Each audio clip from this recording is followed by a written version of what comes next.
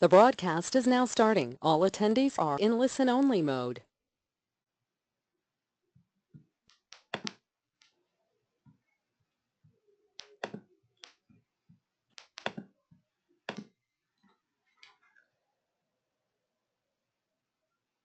Yo, yo, yo, everybody. Welcome to Call Camp. The theme of today, you deserve to get your calls coached. Gotta love Ghislaine, our customer success director. She's got a sense of humor. But you deserve to get your calls coached. This episode we talked about is going to be all about by you, for you. So this is all your calls that you've been submitting. Thank you so much for that. And it's an opportunity for you to provide some feedback. In fact, at the end of this, you're going to vote on which one of these 4 calls we're going to hear is the best call, and that person's going to get $100 straight out of my pocket into theirs. So that's going to be good stuff. Want to thank, first and foremost, our sponsor for this one, Velocify, that helps spread the word on Call Camp. If you're interested in sponsoring Call Camp, let me know. It's free. I mean, we just are looking for people to spread to preach the gospel, the movement of what's going on here with breaking down real sales calls for what works and what doesn't. Also, thank you, my celebrity guest coach for today, Mr. Davey. Jay, do you want to say hello? Hello, everybody. Well, thanks, Steve, for the invite. Greatly appreciate it. Awesome. Jay's with Infinity, formerly Infinity Contact. They do a lot of outsourced sales out of Iowa, Michigan, and some other locations. Great reputation, a whole lot of people on the phones working for clients, helping sell their stuff. We'll come back to that a little bit later on. But the reason I invited Jay on is they've done a good job of implementing a call coaching program as part of the way they operate their company, and he's got some good things to share from that. So, it really kind of begs the question, that this whole theme of today being, you deserve to get your calls coached, by you, for you, all this. And we actually had quite a few calls submitted. And we kind of stopped and asked ourselves, does call coaching work? Is call coaching effective? And rather than us coming up with that answer, I thought it would be kind of interesting to ask you that question. So I'm going to launch a poll. Hang on here. Do you have a call coaching program? I'm curious, just first and foremost, if you have a call coaching program. So everyone, pop open that poll and vote. Yes, you do. It's structured. It's a pretty rigorous, more formal type of a process. Yeah, we do, but it's kind of unstructured. It's ad hoc. It's here and there. Sometimes people do some coaching. Sometimes they don't do some coaching. And then finally, no, we don't do any call coaching at all. We don't review the game tape. All right, so everyone vote here. The responses are coming in. And Jay, while they're doing that, what was the impetus? Why did you decide that call coaching was a program you wanted to bring in? Well, that's a good question. I mean, we'd had call coaching in various forms, I guess you'd say, for a number of years, but there wasn't. If I was clicking on this, mine would be yes unstructured in the past, and we wanted to make it yes structured. Yes. So one of the things we looked at when we were looking at the call coaching side of things and how to leverage the technology to do that was resources. I mean, a lot of companies like ourselves and probably a lot of folks on this webcast now are not huge companies with unlimited resources that you can just dump in all kinds of training and coaching dollars. So we wanted to make sure that when we were looking at how we structured that, we could do it within a framework that used the resources that we had and were budgeted for, but was most effective. And in looking at the structure here, what we wanted to do was we wanted to make sure that our quality folks and our sales trainers and our sales managers were really aligned, in total alignment. The problem we were seeing was twofold. Was number one, that our resources were spread a little bit thin based on what we had, so we needed to be able to get through these calls quicker and identify key areas of concern, or positives, of course, as well. When you find the positives, you can coach to those as well and leverage those throughout the team. The second part to that, though, really was, how do we make sure that all of our teams are in alignment? So what I didn't want was someone from my quality team coaching on one way, and then my manager would come back and coach a different way, and the assistant manager might do a third way, and you never know, development does a fourth way. So really, alignment was the big idea here. Was we wanted to make sure it was structured so that the same message was getting to our sales executives from all parties, and that they had a clear line of sight on what they should be doing to get better in their calls. Yeah, yeah, and ultimately move people into A's. So step one, if you're trying to figure out how to do this, is why bother in the first place. That's what I was just sharing. Step two, you've got to figure out and map out what is good. What does good look like? Exactly what Jay was just saying, because one person's amazing call, that's a perfect 10, is another person's 5. So, you've got to be on the same page and have a clear definition of what a good call means in your organization. And the way you do this is a simple exercise you can do. Get a big old whiteboard and write down all of your different customer-facing roles. If you're, as opposed to an outsourcer, if you're a more traditional, you're selling your own products or services, you probably have sales development, sales. You probably have some sort of a customer success manager, support function, all the customer-facing roles. Figure out what are the call types that are important. So if you're an account executive, you probably have some kind of a discovery call or qualification. You probably have a demo of some sort or a presentation of capabilities, and then you have a negotiation type of conversation. So figure out what are the call types that are really significant for those roles. There's usually only 3 or 4 that really matter, even 2. Sometimes it's only 1. And then create a game plan and a structure for each. So in the perfect world, blueprint the anatomy of a great call. So now everyone has a target to aim for. They didn't have a target before. Now they have a target. The archer can clearly see where that bullseye is. And then finally, the way I describe this is kind of like a jazz composition. I'm not musically gifted, Jay. Are you musically talented? I'm not at all. Not at all. So. The only thing I'm really gifted at is helping salespeople get better and have kids and drink beer. That's about it. But in jazz, there are the notes you have to hit in the calls, or in the pieces, the compositions, and then there's a lot of interpretation, free form, improvisation. So what are the notes you have to hit? What are those 5 things that you gotta do in every single call consistently? And then beyond that, let the person have freedom to go and make it a performance art. So you got to define what good looks like. Once you do, and I'm going to be curious to get your thoughts on this, Jake, with how do you make it habit? How do you make it just part of the day-to-day? And the perfect metaphor for this is going to the gym. This is a company called Orange Theory. My business partner's wife has done this, and she shared this whole concept where they essentially gamified exercise, where it's a competition, it's fun, people's metrics are forefront, front and center, and as a result, there's a built-in intrinsic motivation for people to continue doing what they're doing. It doesn't have to be through gamification, but how do you make it habit? Do you have any lessons learned, Jay, for what you did to make it habit? Yeah, I mean, the first one I would say, Steve, is consistency. You need to be consistent with your messaging and your structure, and make sure that everybody has full and total clarity on what that looks like. And you mentioned it earlier. You said, hey, at the end of the day, what does that look like? You need to have something in place and a structure. And what typically happens is, as I mentioned earlier, is you might have mixed messaging.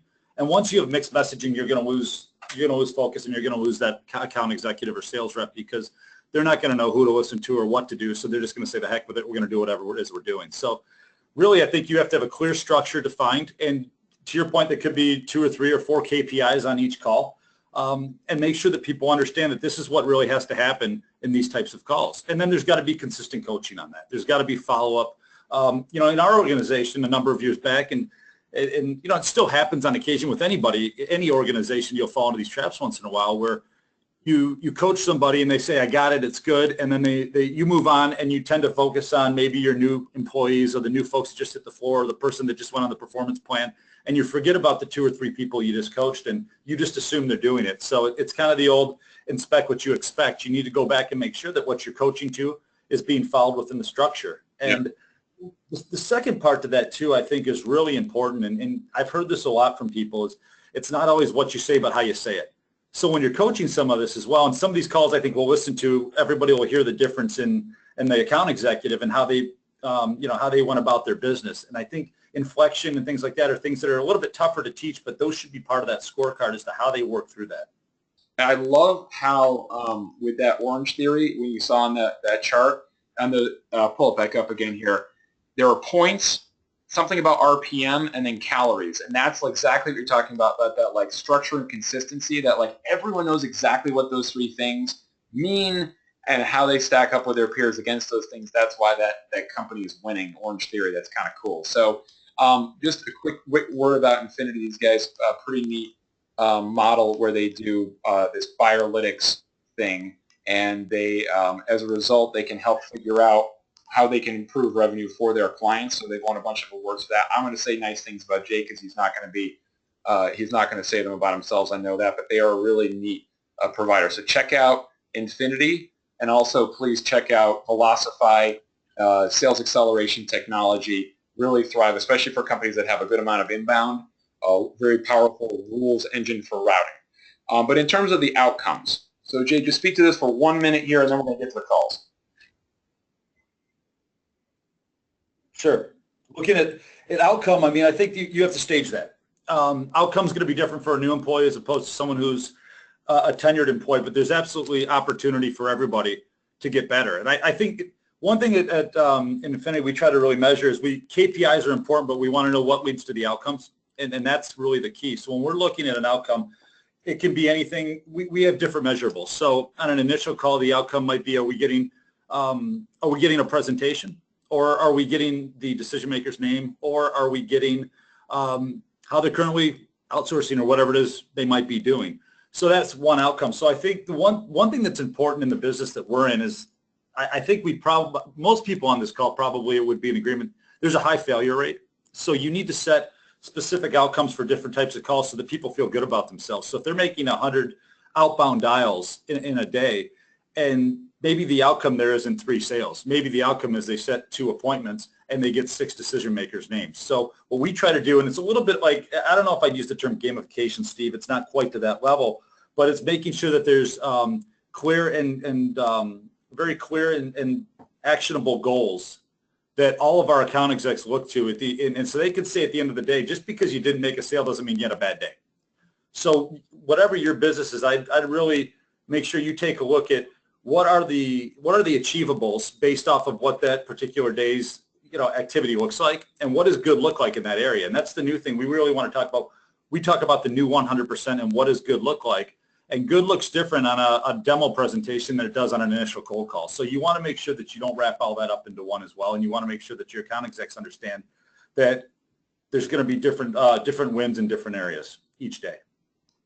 Awesome, Jay. Well, I pulled a picture of your Michigan State Spartans here. You seeing this on your screen? I hope this is making Yeah, actually, for some reason, I'm not following your, I'm not getting the PowerPoint through. So I'm just throwing is this been paused the whole time? Hang on here.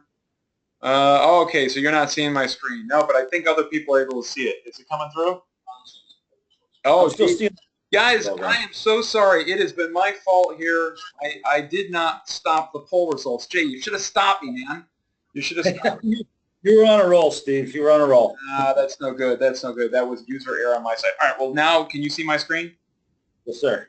Okay, let's take it to the tape here. So first of all, and everyone, if you're following it along at home, which you should be here, I'd like you to please write down the names of these folks because you're going to be voting on this at the end. So Amanda, we're going to be playing Amanda's call first, 3-minute call. Amanda, whoever you are, thanks for submitting the call. It means a lot. And Jay, let's go through this, okay?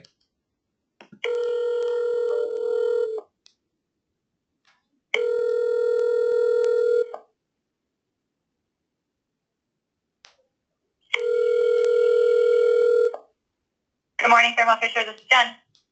Jen, hi. This is Amanda giving you a call from Geisberg. How are you? Hi, Amanda. I'm well. How are you? I'm good, thanks. Do you have a quick second? I do. A quick one. Okay, perfect. Yeah, I'll be really brief. We spoke back in July. We were talking a little bit about performance management, or at least communicating your program a little differently. And you said you probably want to talk in October. You guys need a little bit of time until you we're in a better situation. Yeah, right. So we've gotten some direction from our executives that the organization just isn't ready to make any changes at this point. So we are really just focusing on ease of use. So we went from a paper-based system to an online system. And so we're really just focusing on getting it right in the online system before we kind of change our philosophy. So there just doesn't seem to be an appetite right now for any changes in this process, unfortunately, because it's pretty old and outdated, but we're just not going to go there. It won't be this year, or it won't be in 2017 for sure.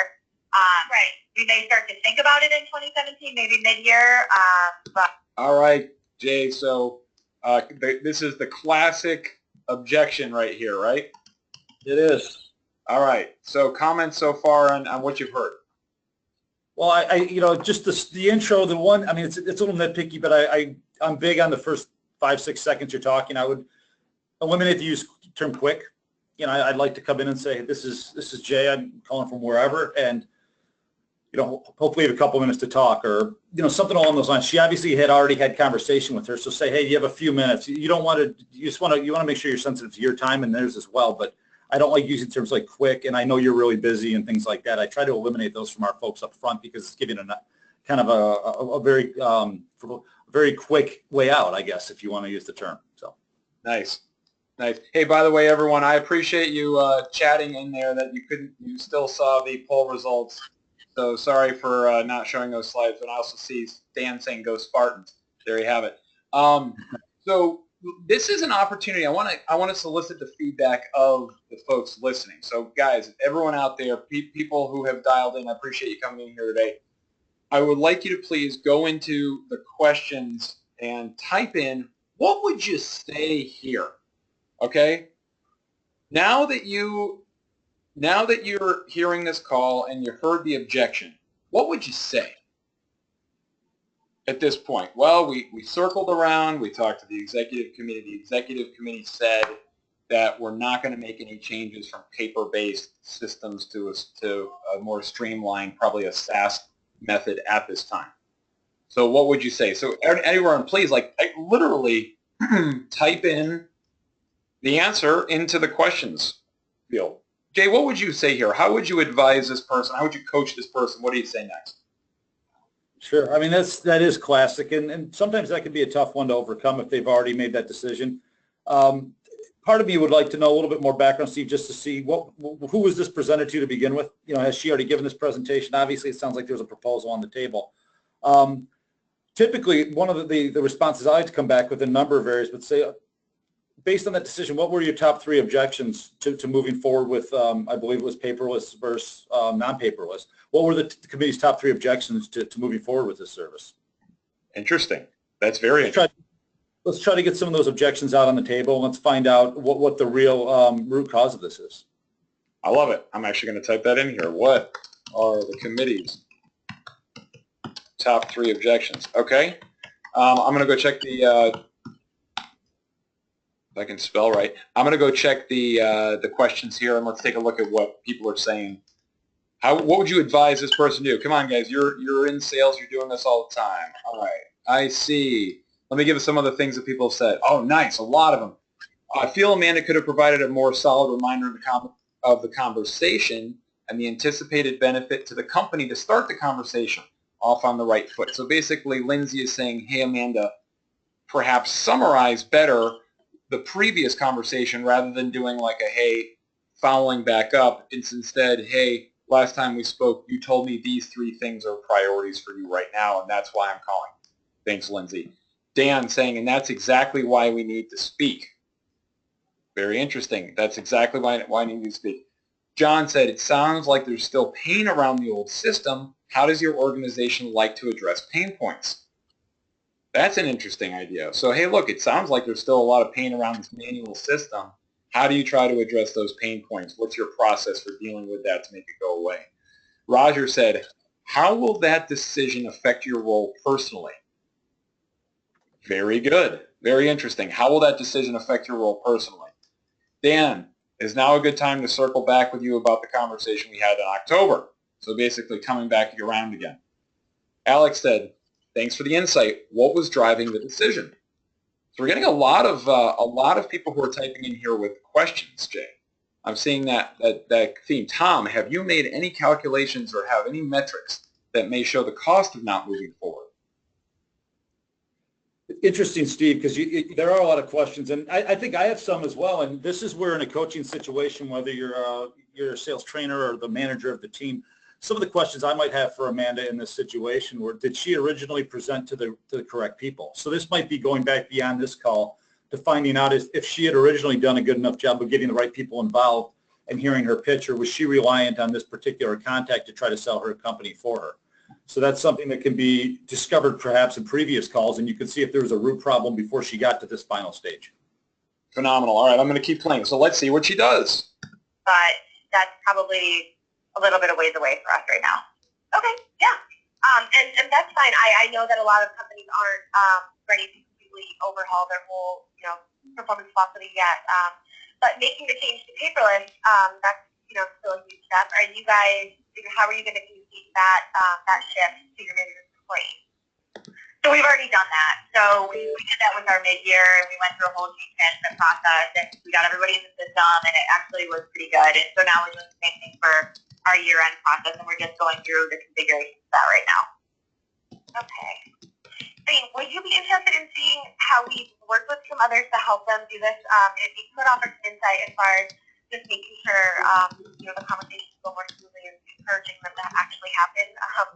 That's one of the things that we found is people we're working with who aren't necessarily changing their plan, but just wanting it to be more effective as is. Had a lot of success with them. Would you be able to spare 30 minutes maybe next week just to learn about that? And now she's diving in for the time. Let's see what happens. Yeah, we just don't have the appetite for it right now. I would, although I just don't think it would be a good use of either of our time. Okay. That's fair. It's just, I'm being completely honest with you. I would love to. I love this stuff, but like I said, they just don't have the appetite for it right now. Okay, yeah, well, no problem. I'll make a note of that, and then maybe sometime in 2017 connect and see how you guys are feeling that. Yeah, that sounds really good. Okay, perfect. Well, Awesome, Jay. So this kind of confirms what we're talking about, where it sounds like Amanda is talking to someone who doesn't have enough influence over the buying group, over the committee, to get them to even consider a change, right? Absolutely. And what you have to take into consideration there as well is, what is this person's role with the company, number one, but more importantly, what is their motivation to do this? And I think one of the panelists, I believe, might have wrote something along the lines of value prop and what this meant to this particular individual's job. But most people aren't going to go out on a limb to sell a product if they're getting any pushback at a higher level, if there's any risk, unless there's just really an inherent uplift to their job or the company. So is this person in a position where they just don't have really the motivation, for lack of a better term, to push this through very hard? Amanda, thank you very much for submitting that call. That was really awesome. So bravo to Amanda. I hope that you walked away with some concrete things you can do there. All right, let's go listen to my old friend Mike Kelly. And Jay, actually, while you were working on some of the other calls, I asked Alex to provide some feedback. So he's not with us today.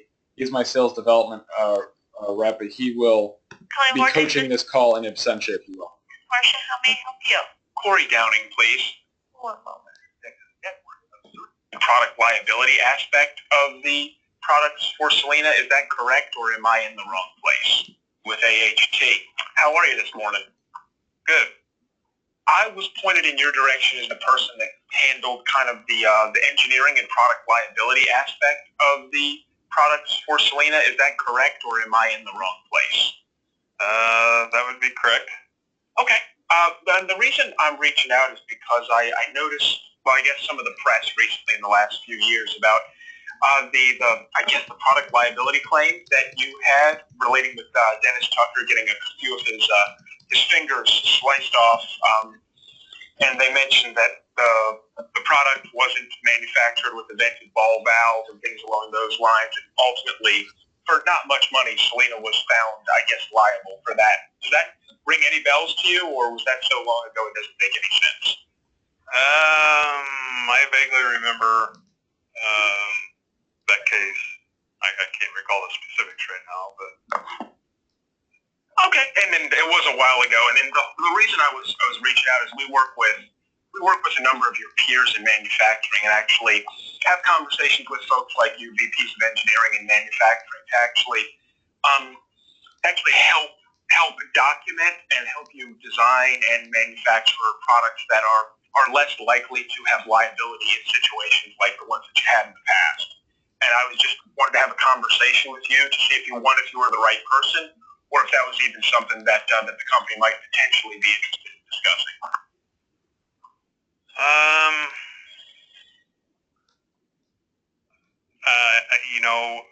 I guess maybe.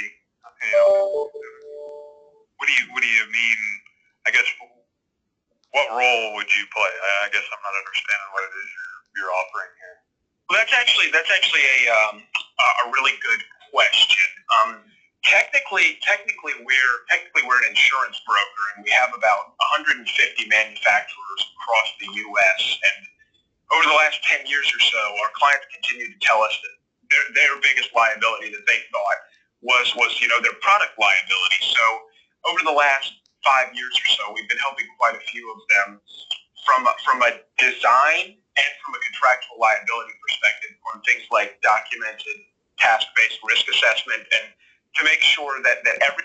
This is much clearer. Okay, so Jay, what did you hear so far? I'm curious if you heard the same thing that I heard, which caused the confusion. Yeah, I think he really was direct with why he was calling. I mean, I do like the way that he went in with an example that is a real life example that could have cost some money, but he didn't assume that the person knew. But I do feel that he was he's definitely being very clear about what they do as a company and diving into that, which I like. It took a little bit long to get into that. I mean, we're about 3 minutes into the call, so I'd like to see that a little sooner. But all in all, I think he's articulating it well. Yeah, the problem that was here, and you saw Alex allude to it with his comment, is he got confused. So yeah. Mike got, or not Mike got confused, but Prospect got confused because Mike asked, he did the kind of classic thing that salespeople do where they'll ask too many questions. In your own mind, because in our minds we're thinking at about 250 words a minute, but our mouths speak around 130 words a minute. So we're thinking faster than he's talking, and I know Mike well, he thinks probably faster than most of us. So he had this whole thing in his brain, but he couldn't communicate it effectively, and the prospect was confused. When Mike took that step back and slowed down, it was much, much clearer, and that's where he did a really nice job. And now the prospect has a very clear understanding of, you're an insurance company, your insurance agency, but because a lot of the liability comes from product, these guys are starting to get involved in helping reduce product liability in the first place. That's a really interesting take on the business-to-business insurance market for like industrial applications and stuff. So that's a very interesting value proposition. Let's see if anybody has any comments here. Questions. Anybody, if you want to put in some comments or questions, let's see what we got. So Ryan said, pretty good intro, but would have given value prop earlier. We're an insurance broker, etc. Also up front, after Mike introduced himself, I would have said that I'm calling you to book a meeting with you just to discuss, then the value prop. It'll make it clearer. Yeah, I think, Ryan, I think that's exactly what we're thinking. John, instead of saying good question, apologize for not explaining clearly. Yep. Yeah, boy, you know what? That was not clear what I said. Let me rephrase to clarify. Sorry for that. I agree with that point. And Ryan, you said, oh no, Ryan, that was from before. Any other comments from the audience? Dan, thanks for coming in here. Could he ask more questions? He seems to be doing the large majority of the talking. I'd like to hear more investigating. Thanks, Dan. That's great. Let's hear where the call goes, and then we're going to move on to the next one. I think we stopped right around here where the prospect's going to talk. Did that make sense, or did that just confuse you? No, that makes sense. Go ahead. So you're offering a service of helping with that documentation, or are you mentioned you're an insurance broker. Are you looking to also, is that part of the package of moving insurance to you? Well, that's typically how we're engaged. Typically how this works is people say, hey, we've never had a broker reach out to us about actually helping us manufacture and document that we're manufacturing safer products to our end users. This is pretty cool. But it has happened on occasion where people say, hey, we absolutely positively love our insurance broker, but we would like to talk to you about potential consulting services. The really good thing about marrying it up with the brokerage, though, is because once you've gone through the process and once you've worked with us, then we can typically demonstrate to the underwriters that, hey, these guys are much less likely to have a product liability claim, and you should get them better rates on their insurance. So typically, we actually engage in all this, and there's a cost savings because the consulting services that we discussed are baked into the premiums that you're already paying for insurance and the commissions you're paying your broker. So there's kind of two different ways to do it. Most of the time, it's through the aspect of being an insurance broker. Okay. All right. Did that make sense? Yeah, it does. You know, part of, I guess, where I would land on it is ultimately the president of our company would get involved in terms of. All right, I'm going to pause here. One thing he does need to avoid is, does that make sense? Jay, any comments on that section? I thought it was well done, but I agree with you. You're opening yourself up when you say, does that make sense? But I think all in all, he's done a good job. I did notice your comment that he could have cut it off earlier. Completely agree. That's to your point earlier, salespeople like to talk a little bit too much sometimes, and you can talk yourself in circles. So what question would we ask here? Because I think this is, we have, Mike has done a wonderful job. Now he's learned from a sales training company called Funnel Clarity. He's done a wonderful job of establishing, generating some curiosity, establishing credibility. But now the prospect understands, he's got context, he's there. The problem at this point is it's a perfect time for a question. I still haven't heard it. I'd love to hear a question. What would you ask? So let me ask all of you out there in TV land here watching this thing.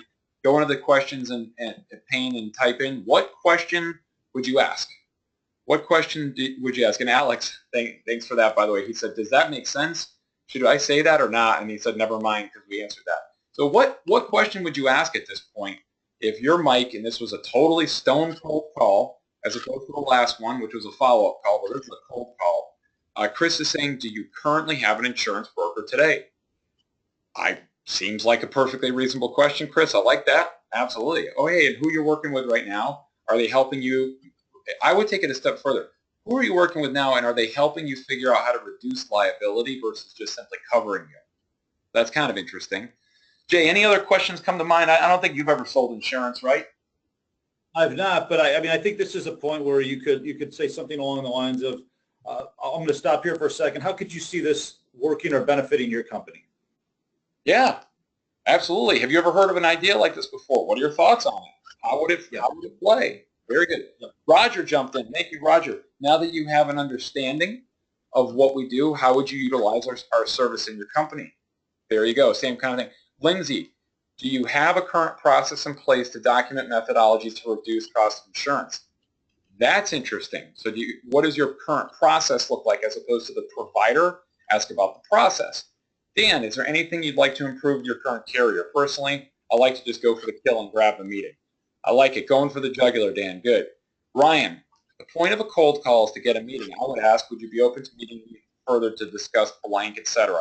However, I've never sold insurance, so I'm not sure if that's what we want to do, is go for the kill and grab the meeting. So we've got a whole lot of killers out there, Jay. I'm going to fast forward a little bit through some conversation here, how he gets his booked, and then we're going to go to the next one. For insurance, no one's worse off. Yeah, that's fair. And I absolutely can send you some information, and this happens from time to Clearly, he got the send me more information objection. That's quite obvious. time. And I send it to somebody like a VP of manufacturing, a VP of engineering, and then the second anybody hears anything about changing the insurance broker, they don't want to hear the rest. They hear that, hey, yeah, no, this just isn't for us. And so I'd actually suggest an intermediate step, and I know that this call has just been right in the middle of your day, is the reason I reached out to you is it's typically the technical folks that are involved in the manufacturing and the engineering that are the ones that can really get behind this once they understand it. So if you think it would be worthwhile, I think just with maybe you or somebody else that gets deeply involved in the manufacturing or engineering process, if we could maybe schedule 30 or 45 minutes and I can just show you exactly what we're talking about and how it would actually benefit versus just having a very high-level conversation. Because if you send something to your president and it says something about changing insurance, it's typically just going to be dead on arrival. I don't know if you think that makes sense or not, but I can tell you when we typically put an intermediate step, it's typically a lot more I'd say, effective usage of your time, and there's typically more benefit for everyone. Yeah, I guess I'd be willing to participate in that.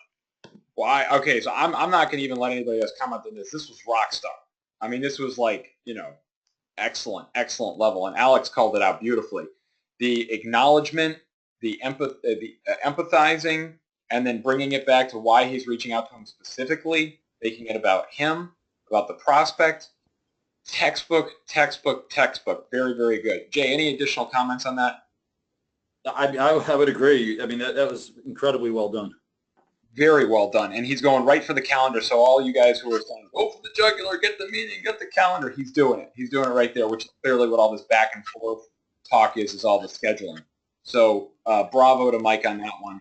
I think the big thing that we heard in this is the opportunity to ask more questions early on would be the big piece of feedback from Mike on this call. But other than that, he does a whole lot of good things in the beginning and then towards the end of the call.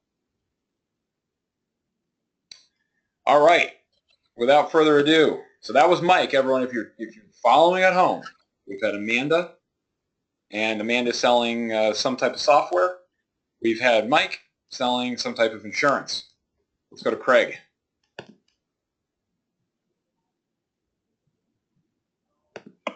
Good afternoon, National Jones. Miriam, how can I help you? Hey, Marianne. My name's Orion with eCost now. I was giving you a call about the point of sale system you were interested in. You just a few minutes to talk about what you're looking for? Sure, no problem. Oh, perfect. Yeah, I just want to ask you a couple questions about what it is you're looking for to make sure we're a good fit. I guess first of all. Now, worth noting, these again are all three very different types of calls. The first one from Amanda was a follow-up, and then Mike was a totally cold call outbound, and this third call is in response to someone who's requested information, raised their hand, probably a marketing-generated lead off of a website. So this is somebody who wants to talk. So you're going to structure, these are, just like I said in the beginning, your call types. You're going to structure them differently. There's a different blueprint for what good looks like for all three of these calls. They're all very different. Of course, this one, because it's inbound as opposed to outbound, very different type of a structure. Let's hear what he does. Almost, why are you looking for a point of sale?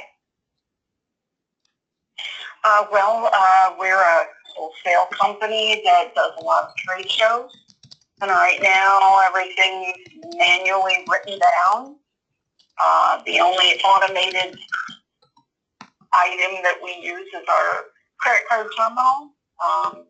We're looking for a wireless solution that would allow us to create barcodes, scan them, create custom orders on the fly, print receipts. Okay. Yeah, so when you say wireless, just like something that works off like a tablet or iPad would be fine? Yes. Okay, perfect. So for the barcoding, are you scanning barcodes actually at the trade show, or is that like at your warehouse that you're planning to do something with? Well, actually, it would be nice if we could do it at both, but right now my focus is on the trade shows. Ordinarily, when you go to a trade show, the vendors have a single item or a few items with variations to sell. When we walk into a trade show, we're bringing hundreds of items with variations with them.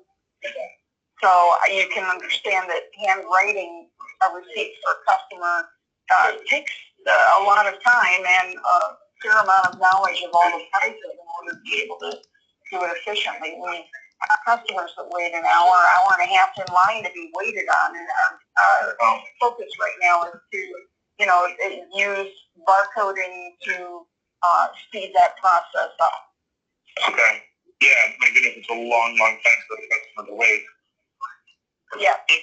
What is it that you sell to trade shows exactly? Well, we specialize. So let's pause there, Jay. So the beginning of this call is super interesting. What did you hear here? Yeah, well, I mean, obviously you pointed out earlier that the different types of calls. I mean, this to me is turned into a discovery call, right? I mean, this is him trying to qualify this prospect, probably to your point, came in over the internet lead or whatever. And he's doing a very good job of asking leading questions to find out more about what this person is really looking for, what application they're going to use this in.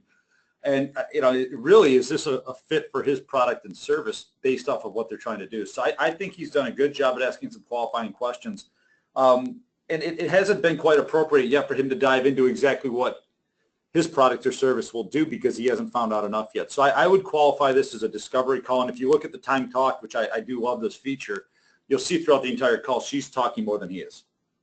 Yeah, and you can kind of see how the blocks of the wave blocks flip-flop towards the second half of the call where he starts to talk a little bit on the tail end. That's classic for what it should look like. Now, it's worth noting the why question is so powerful that I called out in the beginning. Great job about asking that why question, Craig, if you're out there listening to this. Well done. And if you think about it, that kind of question is not something you can do if it's an outbound call, an outbound unexpected unscheduled call, because the person doesn't have any context and they don't really know, anything about what's going on. It would be kind of like, think about this like this example. If you go to an event to do speed dating, you kind of expect that you're going to have people asking a little bit more in-depth questions because you put yourself in that situation. You're basically putting yourself out there and saying, I'm looking for a date to meet someone. So even asking questions, even in the second interaction or first interaction around, what you're trying to get out of, someone that you could be married to is appropriate in that situation versus if you're in a bar and someone comes up to you and starts asking you questions about, what religion are you, what's your social security number and all that kind of stuff, it's completely different. And when you're going outbound like this to these people who aren't, expecting to hear from it like Mike, getting away with why questions is kind of tough. But in the case of Craig, where they're calling you, you have to understand why they're calling you. What are they trying to do? What are they trying to accomplish? What's been difficult about that up until this point? So he's got her in that pain mindset really, really well. He did an excellent job of that. He validated concerns like you talked about. Let's keep going. And carved natural gems. We also bring out related jewelry items for people to make product with. Basically, the companies that buy from us would be people who make jewelry, lapidary shops, that kind of thing. Okay. So for the most part, you just kind of wholesale gems and things to jewelry makers to create jewelry with? Yes. Okay. All right, yeah, okay. So in terms of the barcoding, we definitely get you covered there. My only last question would be about the custom ordering. Can you walk me through what that looks like? I'm sorry, the what? The custom ordering you mentioned. When you say custom ordering, what exactly do you mean? Customers' orders. Not ordering. My apologies. Orders. Okay. No problem. I think you can do custom ordering. All right. So yeah, it sounds like it's pretty simple what you're looking for, honestly. Just something you can walk around with, scan barcodes, create and print your own barcodes before you go to the trade show. And just bring up customers. So it's really, really simple. Things we've done hundreds of times before. Okay. Well, that's phase one of what we're looking for. We're also looking for a system that. Now this is interesting, and Jay, you called it out great here. Comfort level statement. You're hearing a lot of repetition of what she said. Comments on why, in your sales experience, Jay, is it a good idea to repeat and restate what the prospect says? Well, I think one you heard right there where he actually had misheard her, and so he was able to clarify. So that's very important to make sure you're on the same page as the prospect. And the second part is it does show that you're listening. It's an active listening skill. It's showing that you're listening. It's reaffirming them. And then I use the term comfort level statement where he made something along the lines of, hey, what you're doing then is X, Y, and Z. And so he showed that, hey, I understand what your need is. I understand your industry, so I have an industry knowledge. This isn't my first rodeo. And it's really important, I think, so that as a prospect knows, okay, this isn't somebody new who's unfamiliar with my industry. This person knows exactly what we do, and it's almost like secondhand to them, like, okay, this is what we do. So it's building your credibility as an associate. Yeah, and it's something that we don't do a great job of. I just saw a guy named Chris Voss speak. He was a former hostage negotiator for the FBI, the lead hostage negotiator for the FBI. I saw him speak at the Outreach Unleashed conference in Sonoma. It was pretty cool. And there he said the most powerful thing you can do in hostage negotiations is to get the bad guy to say, that's right. And this is a really good job of Craig getting the prospect, of course we're not negotiating here, but you get the idea, to get the prospect to say, that's right, you understand. Now, my one piece of feedback so far for Craig, and we're not going to have time to hear this whole call, is I just looked at the keyword display here because I was really curious for inbound leads in particular. If you have somebody who's this hot to trot to potentially buy, I love hearing the salesperson ask about, great, well, it sounds like this is a real important issue for you. It's an important problem to solve. Who else is involved in the decision-making process? The word decision was not spoken in this call. So who else is involved in the decision-making process? And how do you end up buying something like this? So another big thing that I see for reps that do inbound is we always have to get to the buying process and the decision makers, other decision makers who are involved. Typically speaking, there's going to be more than one person. Good. So I'm gonna jump into the next one here because a lot of this is just Craig kind of continuing with his theme along the path here. So let's move on to number 4. So that was number 3 was Craig. Craig with the electronic point of sale for the gem dealer. All right, that's what he was there. The electronic point of sale systems for a gem dealer. Thank you, Craig, for submitting that. That was awesome. Finally, let's hear Matt, and then we're going to vote, and one of these fine people is going to get $100 in their pocket. Thanks, Debbie speaking. Hey, Debbie, this is Matt with Silk Road. How are you? I'm sorry, this is who with what? Matt with Silk Road. I was hoping you could help me. I'm looking for the person responsible for your new hire onboarding. That would be me. That would be you? Okay. Okay. I know you weren't expecting my call. I was hoping you had a minute, though. Are you selling something? I mean, Trying to. Very good comment, Jay. Say that. Just explain that real quick. Well, I think that's where you need to have a connection and get personal a little bit. Find out who she is, her name, her title. She said she's the person that handles this. So you got lucky. You got the right person on the phone. Now let's personalize this a little bit. Yeah, so important. People's names. It's the sweetest words for everyone's ears are their own names. You don't want to overuse it and sound like a car salesperson, but it's just so important to do that. And I shouldn't say that. No offense to car salespeople. It's more of a metaphor. Actually, I know a lot of very, very good car salespeople, but it's more of a metaphor. Yeah. Go ahead quickly.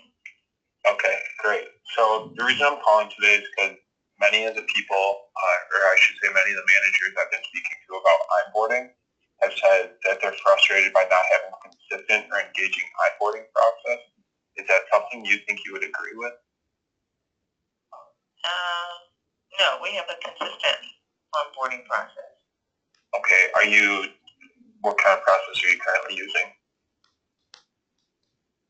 When you say kind, I'm not sure what you mean. We have an orientation, we have a checklist. This is the interesting structure. So this block right here, he talked about the topic of the onboarding process, and then he asked about if there is the onboarding process. But Jay, jump in with this comment. I think it was a really good comment you put here.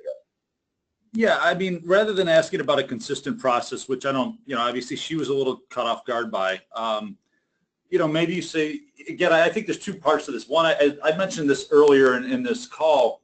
I think fluctuation, not in this call, but in this webinar, fluctuation in voice is important, and to try to have a little personal connection. There still has not been a personal connection made.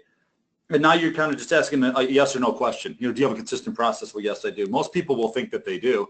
But if you said something along the lines of, hey, that's great, you have a process in place. A lot of people don't have a process in place. If you had to rate yours, though, where would that be on a scale of 1 to 5? Would you give yourself a best rating, a middle of the road, or where are you at on that? I think just adding a little personality to this and getting her more engaged without just yes or no questions is very important at this point. What a great comment. Love that. Hey, everyone out there listening, this is a short call, so I'm going to go to you very quickly on this one and read off some of your feedback for this call. So start typing into that question panel. That follows the employee for the first year. Okay. Are you using any software for that, or? Part of it just is kind of the same manually? software. Part of it is an LMS. software. Okay. I'm just taking notes. And then, kind of concern, do you have any concerns with the software? Or? No. Okay.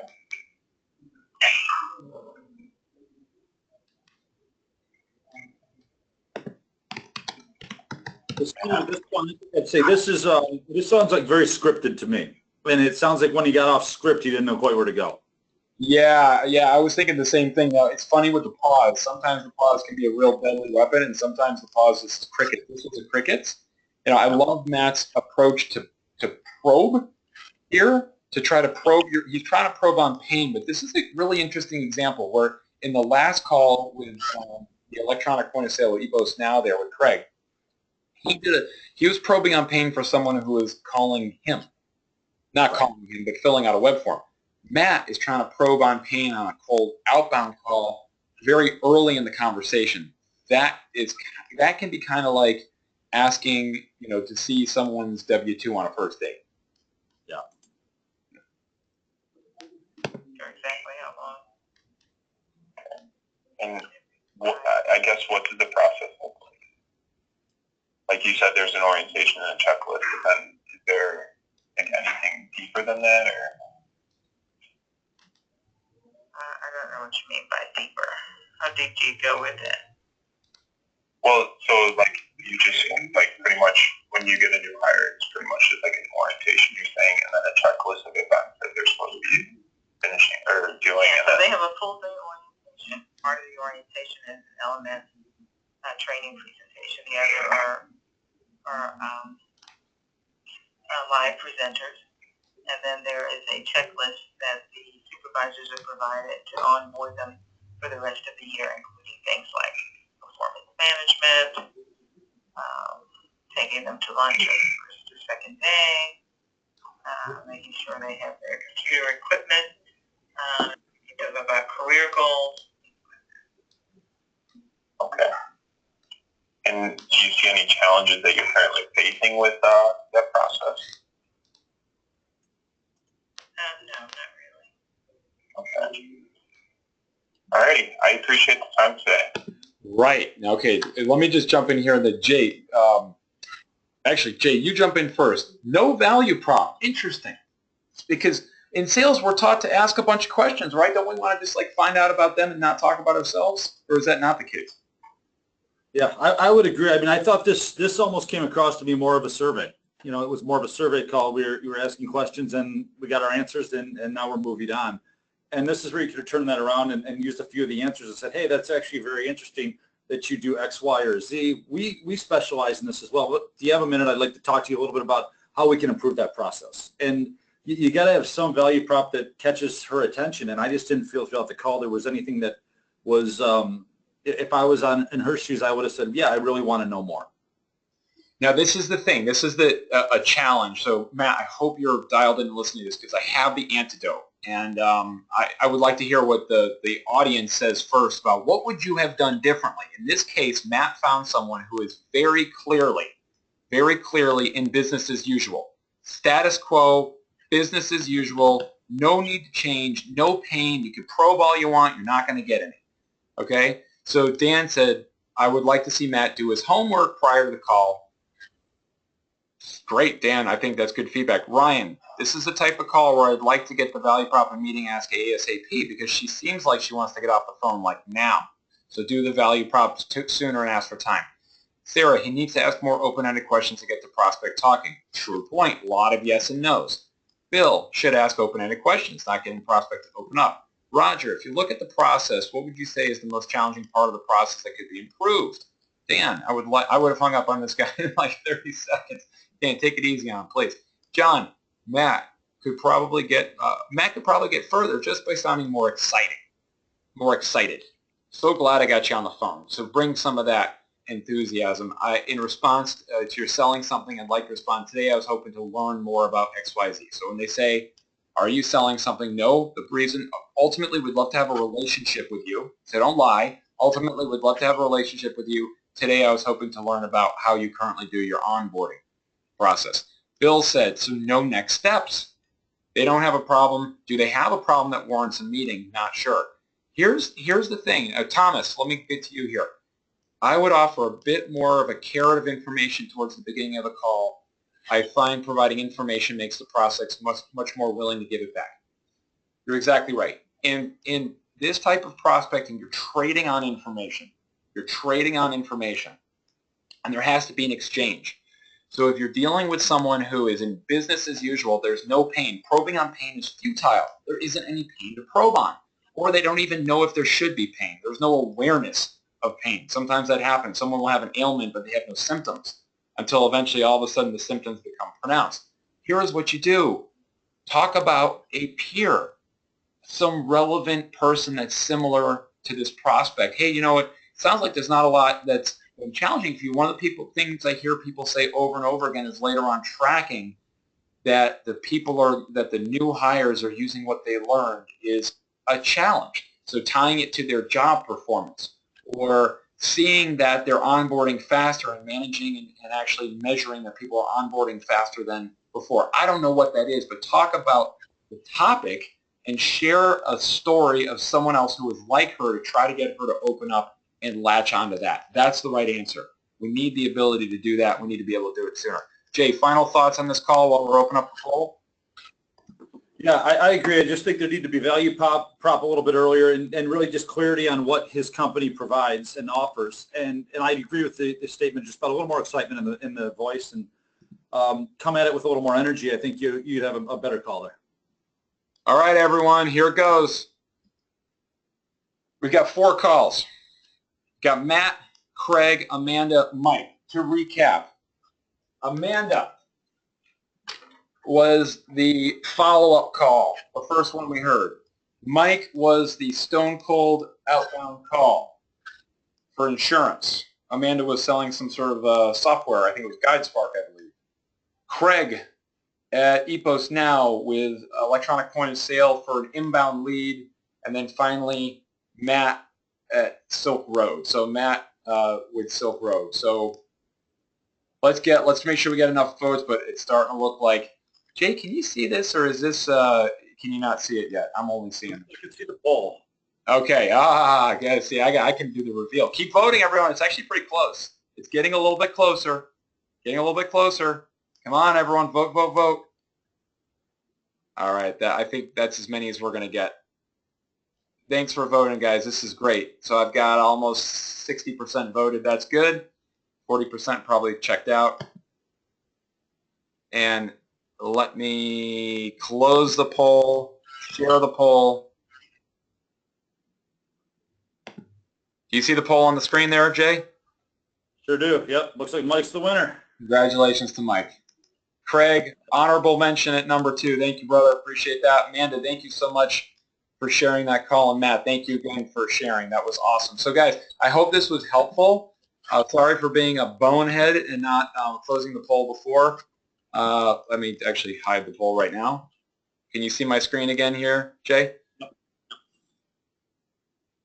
All right. So here's the deal. If you found this helpful, if you found this useful, we do these things every single month. Every single month. And we get experts to come on and give you feedback and coach your calls. And most of you said in the beginning, you don't get any call coaching. Like none. Like nobody ever listens to any of your calls and helps you get better. That would be like having a football coach or a softball coach or a piano teacher who never watched your performance.